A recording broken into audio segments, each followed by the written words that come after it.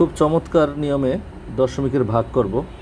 1 নম্বর অঙ্ক, উপরে আছে 0.8 গুণ 0.6, নিচে আছে 0.04 গুণ 0.002। আমরা দশমিকের পরে নিচে দেখব যে দশমিকের পরে 0.04 1 2 ডিজিট আছে, উপরে দেখি 1 ডিজিট। আমরা দশমিকের পরে ডিজিট মিলাবো। নিচে যেহেতু দশমিকের পরে 1 2 ডিজিট আছে, উপরেও আমার 1 ডিজিট ছিল, আমি একটা শূন্য দিয়ে 2 ডিজিট করে নিলাম। একইভাবে নিচে 0.002 আছে, 1 2 3 ডিজিট আছে, আমার উপরে আছে 0.6, এখানে কিন্তু 3 ডিজিট নাই, আছে 1 ডিজিট। 1 2 3, আমার উপরে 1 2 3, আমি দুইটা শূন্য দিয়ে সমান করে নিলাম। অর্থাৎ দশমিকের পরে যত ডিজিট থাকবে নিচে, আমার দশমিকের পরে তত ডিজিট উপরেও করে নিতে হবে। এখন আমরা দশমিক ছাড়া চিন্তা করব।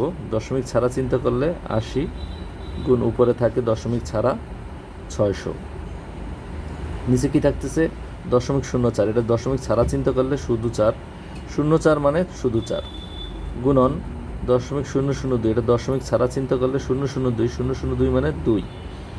এবার আমরা কাটাকাটি করব।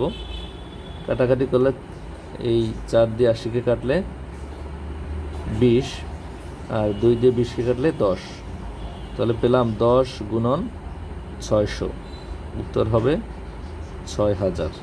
ক নম্বর হচ্ছে উত্তর। একইভাবে 2 নম্বর কি হবে, 0.2 গুণন 0.6, নিচে আছে 0.01 গুণন 0.03। আমরা দেখলাম নিচে 1 2 ডিজিট আছে দশমিকের পরে, উপরে আছে দশমিকের পরে 1 ডিজিট। আমরা উপরে দশমিকের পরে 2 ডিজিট বানিয়ে নিলাম। এখন নিচে আছে 1 2, উপরেও 1 2।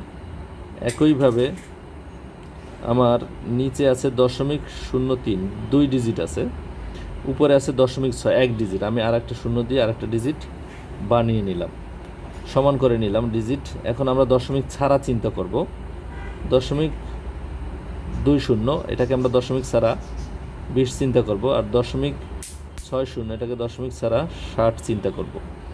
এবং নিচে 0.01, এটাকে দশমিক ছাড়া চিন্তা করলে 01, 01 মানে আসলে 1। এবং 0.03, এটা দশমিক ছাড়া চিন্তা করলে 03, 03 মানে 3, 3 দিয়ে 60 কাটলে 3 20 60, আমার থাকছে 20 গুণ 20, অর্থাৎ 2 2 4, আর 2টা শূন্য, 400। উত্তর গ 400।